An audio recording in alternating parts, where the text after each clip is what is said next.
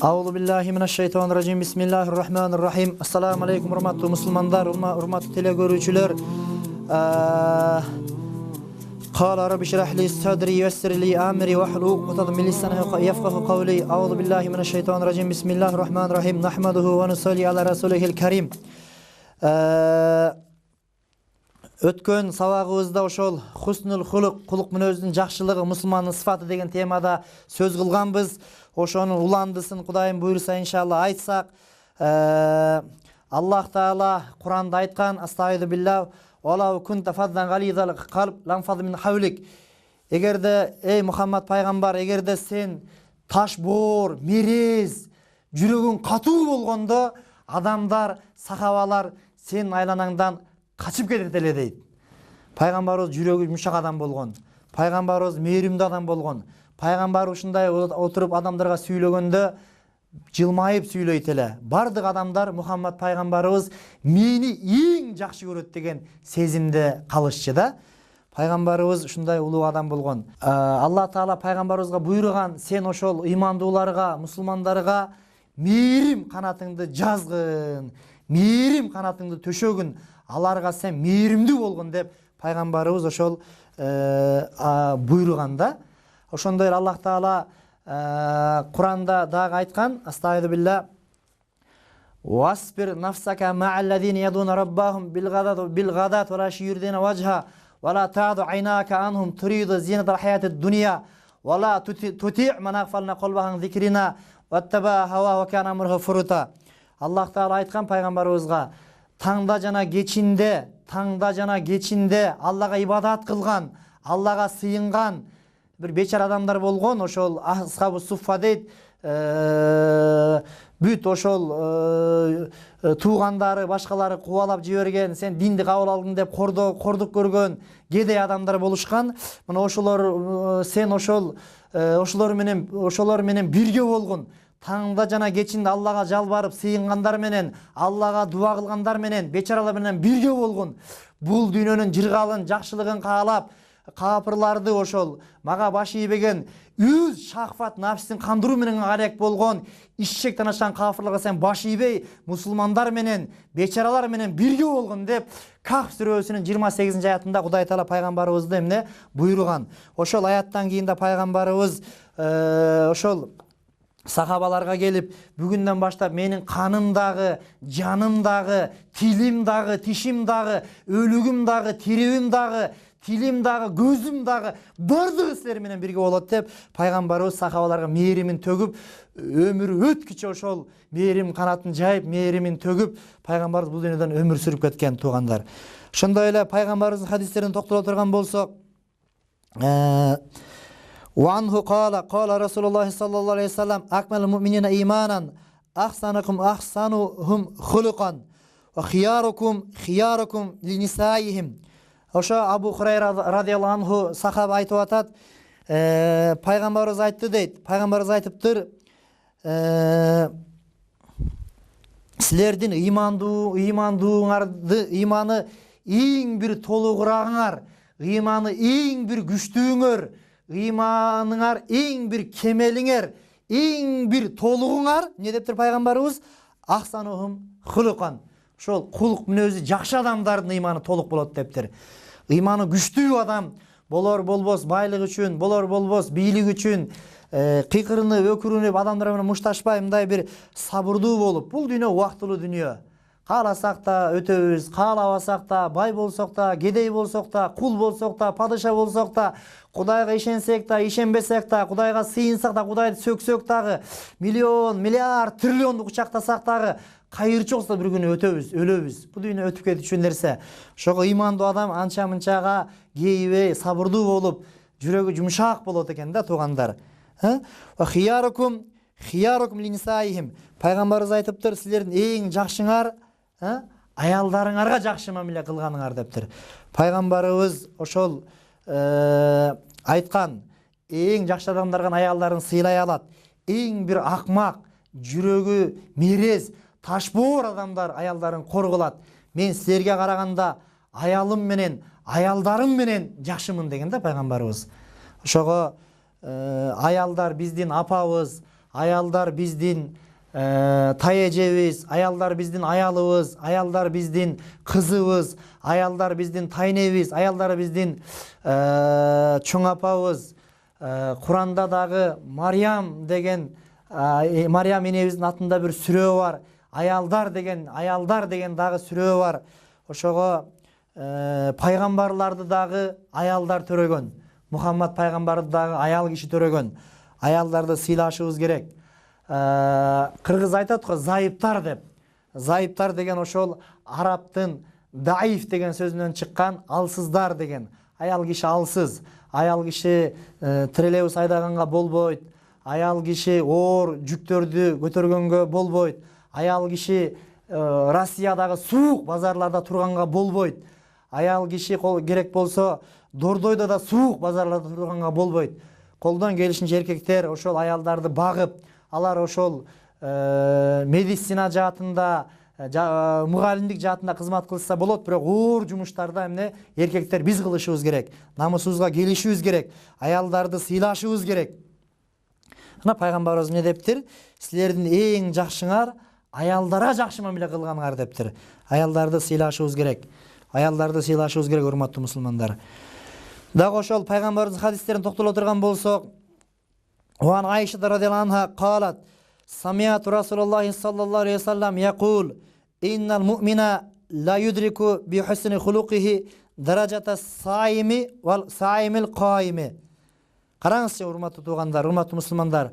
Айша энебиз айтып атат, мен дейт Мухаммад пайгамбарыбыздын, пайгамбар Мухаммад алейхиссаламдын айтып жаткан уктум эле дептир. Пайгамбарыбыз айтыптыр, албетте ыймандуу адам, албетте момун адам жакшы кулк мүнөзү менен ушундай даражага жетет, ушундай соопко жетет. Не дептир?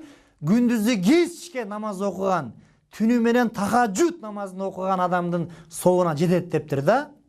Ошого туугандар, бул кулк мүнөз деген нерсе өтө улуу нерсе. Эгерде биз күндүзү кечке орозо кармап, нафил орозо, албетте парз эмес, нафил орозо, түнү менен нафил тахажжуд окуганыбыз менен кулк мүнөзүбүз жаман болсо, орой болсок, копол болсок, мындай бир адамдарга заарыбыз чачып турсак, бул окуган намазыбыздын, орозобуздун деле бекер, сообу жок болуп калат да, пайдасы болбой калат. Ошого эмне дептир пайгамбарыбыз? Албетте ыймандуу адам жакшы кулк мүнөзү менен орозо кармаган адамдын, нафил орозо, түнү менен тахажжуд намаз окуган адамдын даражасына, сообуна жетет дептир да. Алла Таала иншалла бардыгыбыздын ошол кулк мүнөзүбүздү оңдосун, кулк мүнөзүбүздү жакшы кылсын. Дагы ошол пайгамбардын хадистерин токтоло турган болсок, Ванаби Умамата Бахлии радhiyallahu anhu qala qala Rasulullah sallallahu aleyhi ve sellem ana zaimun fi bibayti fi rabadil jannati liman tarakal miraa wa in kana muhiqqan wa bibaytin fi wasatil jannati liman tarakal kadhiba wa in kana mazihan wa bibaytin fi alal jannati liman khasuna khuluquhu. Hadisun hasanun rawahu Abu Davud rahmatullahi aleyhi улуу ошол хадис риваят кылган имамыбыз риваят кылып атат. Бул хадисти ошол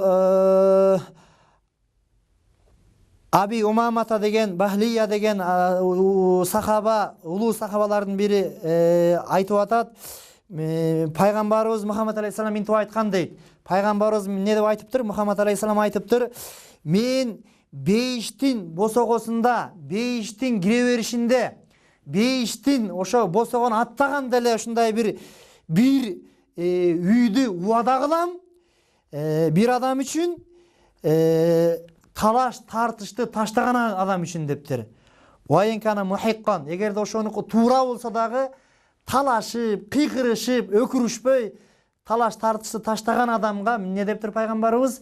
Бейиштин кире беришиндеги бир хан сарайды, ак үйдү, дворецти убада кылам дептир пайгамбарыбыз. Дагы пайгамбарыбыз эмне дептир? мен ошол кепилдикке өтөм, мен ошол кепилдик берем.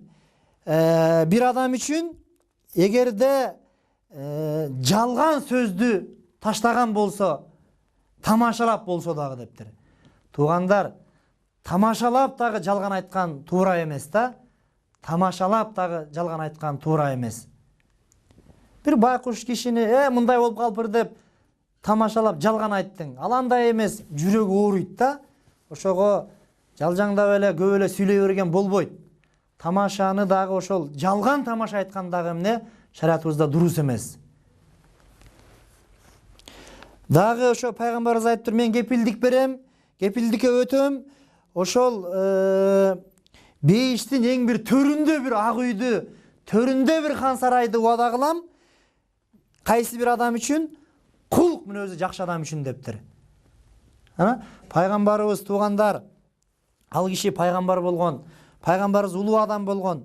Пайгамбарыбыз мисалы 10 адам динге алып келе турган болсо, ошонун 9-у ошол пайгамбарыбыздын кызматынан, пайгамбарыбыздын кулк мүнөзүнөн, пайгамбарыбыздын адеп аклагынан ошол динге келишкен. Пайгамбарыбыз кечиримдүү болгон, мээримдүү болгон. Вахши деген атасы менен бир тууган пайгамбарыбыз Хамза радиаллаху анхуну өлтүргөн адамды да кечирген. Пайгамбарыбыз көптөгөн душмандарды кечирген. Пайгамбарыбыз өзүнүн Курайш туугандарын кечирген.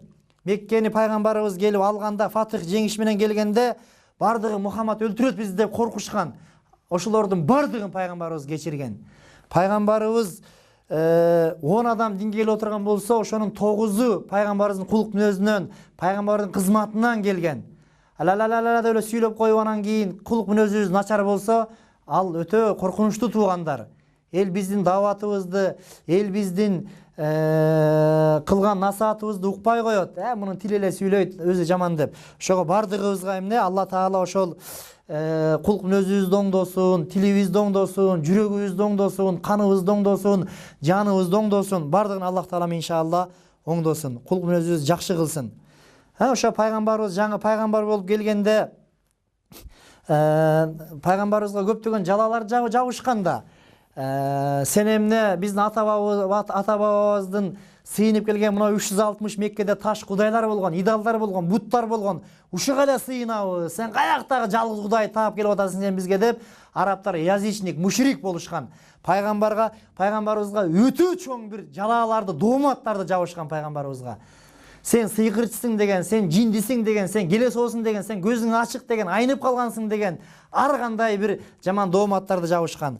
Анан пайгамбарыбыз жолдо келатса, бир кемпир, карыган кемпир жүк көтөрүп кетип атыптыр да, оор жүк. Пайгамбарыбыз ошол жүктү кемпирдин колунан алып, Мекке, мына туугандар, биз ошол ушу Меккеден келгенибизге Кудай кабыл кылсын ажылыгыбызды. Бир жума болду бүгүн. Азыр ошол Мекке ушу ноябрь, декабрь айында азыр 35-30 градус ысып атат да. Жай мезгилдеринде 55-50 градуска чыгат. 50-55 градуска чыгат.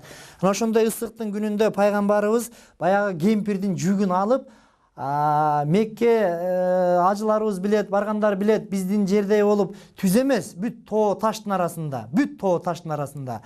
Ошо тоо таштардын арасынан ошол тиги кемпирдин үйүнө чейин пайгамбарыбыз жүктү көтөрүп алып барып берген. Алыс жерге чейин.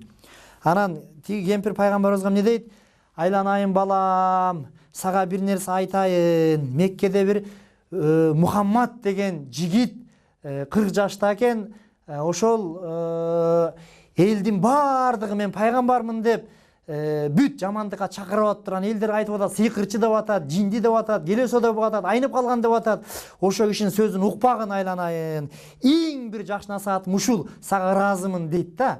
Анан пайгамбарыбыз күлүп, анан сабырдуулук менен күлүп, апа, эгерде ошол Мухаммад мен болсом эмне кылат элеңиз деп сураганда, эгерде ошол Мухаммад сен болсоң, мен ошонун динин кабыл алат элем. Сендей адам эч качан жалган айтпайт. мен динди кабыл алат элем дегенде пайгамбар ошо Мухаммад мен эл сыйкырчы деп аткан, эл жинди деп аткан, эл келесо деп аткан, эл айнып калган деп аткан кемпир менмин дегенде баягы кемпир ашхаду алла илаха иллалла аннака расулулла, күбөлүк берем Алладан башка сыйына турган зат жок, Алладан башка Кудай жок, жанада күбөлүк берем сен Алланын элчисиң, кулу жана пайгамбарысың деп динди кабыл алган экен. Урматтуу туугандар, кулдун өзүбүздү иншалла эмне оңдошубуз керек. Дагы ошол пайгамбарыбыздын хадистерине токтоло турган болсок, ван Жабир радhiyallahu anhu анна Расулуллахи саллаллаху алейхи вассалам кала инна мин ахаббикум илайя ва aqrabikum minni majlisan yawmal qiyamati ahsanikum akhlaqan wa abghadakum ilayya wa abadakum minni yawmal qiyamati atharsarun wal mutashaddiqun wal mutafayhiqun. قال يا رسول الله قد علمنا أثرثرون والمتشدقون فما المتفيهقون قال المتكبرون رواه الترمذي وقال حديث حسن. Хана урматтуу туугандар, Жабир радhiyallahu anhu эң бир пайгамбардын улуу сахабаларынан бири айтып атат. Албетте дейт, Мухаммад пайгамбарыбыз айтты дейт. Пайгамбарыбыз эмне деп айтыптыр? Албетте силердин кыямат күнүндө эң бир мага жакын боло турганыңар, мага жакынырагыңар, мага сүйүктүүңөр, мага эң бир сүйкүмдүүңөр, мен жакшы көргөнүңөр, мага жакын болгонуңар эмне дептир кыямат күнүндө?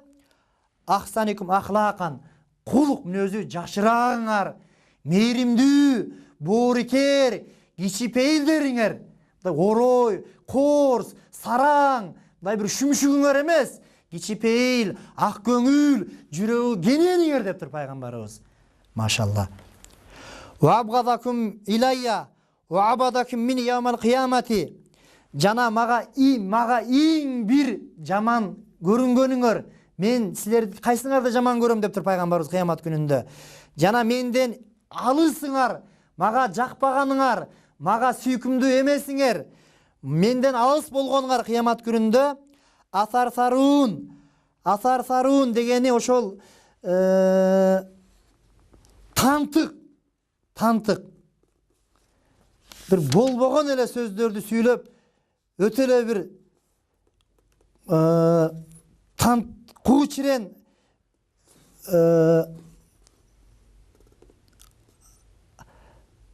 абдан дөөрмө тантыгыңар дептир. Асарсарун кыямат күнүндө ошол мага эң бир алысыңар ким дептир пайгамбарыбыз? Абдан дөөрмө тантыгыңар дептир. Балар болбосун эсең тантып эле, дүүрүп эле. Асарсарун абдан дөөрмө тантыгыңар дептир. Ал муташаддикун куучирен мактанчагыңар дептир. Куучирен мактанчагыңар дептир. Менден эң алысыңар ким дептир? Асарсарун абдан дөөрмө тантыгыңар дептир. Биринчиси. Экинчиси эмне дептир? Муташаддикун куучирен мактанчагыңар дептир. Жана дагы эмне дептир? Жана куру чечен синген сүйлөктөрүңөр, жасалма сөздөрдү сүйлөп, болор болбос бир иман сөздөрдү сүйлөп, адепсиз сөздөрдү сүйлөп, атеист сөздөрдү сүйлөп, адамдарды өзүнө тартканга аракет кылып, жасалмаланган, кууланган, мындай бир кыргыз айтында шүмшүңөр деген мааниде да. Анда сахабалар айтыптыр, Алланын элчиси, асарсарун жана муташаддикундуго билдик, билебиз. А эми мутафайхикун дегени ким? Бул кандай дегенде пайгамбарыбыз ал мутакаббирун, текеберлер дептир.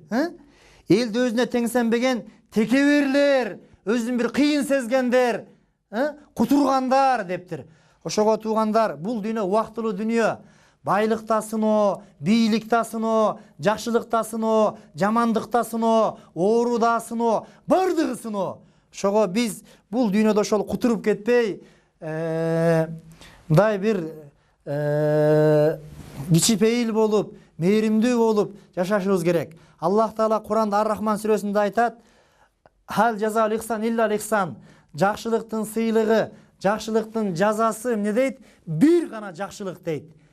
Бир гана жакшылык дейт. Эгерде сен бирөөгө жакшылык кылсаң, сен бирөөгө жакшылык кылган жоксуң. Албетте бирөөгө жакшылык кылдың, бирок биринчиден өзүңө, урук тукумуңа, дүйнө ахиретиңе жакшылык кылдың. Анан кийин бирөөгө жакшылык кылган болосуң. А жамандык кылсаң, сен бирөөгө жамандык кылган жоксуң. Албетте бирөөгө жамандык кылдың, бирок эмне? Биринчиден өзүңө, урук тукумуңа, дүйнө ахиретиңе жамандык кылдың. Анан кийин бирөөгө жамандык кылдың. Аллах Таала да Куранда айткан: "Ин ахсантум ли анфусикум ва насатум алайха." Эгерде силер жакшылык кылган болсоңор, эмне дейт? Өзүңөргө гана жакшылык кылдыңар дейт. А жамандык кылган болсоңор дагы өзүңөргө жамандык кылдыңар дейт. Аллах Таала ошол Кыргызстаныбызга тынчтык берсин. Мына кыш келет, аман эсен кыштан чыгып кетели, сөбөттерибиз өчпөсүн. Аллах Таала падышларга иман берсин, эл башкаргандарга иман берсин, токчулук берсин. Кыргызстаныбызда согуштар, кан төгүүлөр, чыр-чатактар болбосун, токчулук болсун. Кудай Таалам дүйнө ахиретте бизден ыраазы болсун, бизди ыраазы кылсын. Урук тукумубузду, өзүбүздү бардык бирөөгө муктаж кылбасын, кор кылбасын, зар кылбасын. Аллах Таала эки дүйнөдө бизден ыраазы болсун. Аллах Таалам бизге ошол мээрими менен карасын дүйнө ахиретибизде. Кудай Таалам иншалла кылган баяндарыбызды өзүбүз үчүн, сиздер үчүн пайдалуу кылсын. Кудайым кабыл кылсын. Рахмат иншалла. Көрүшкүчө аман болуңуздар.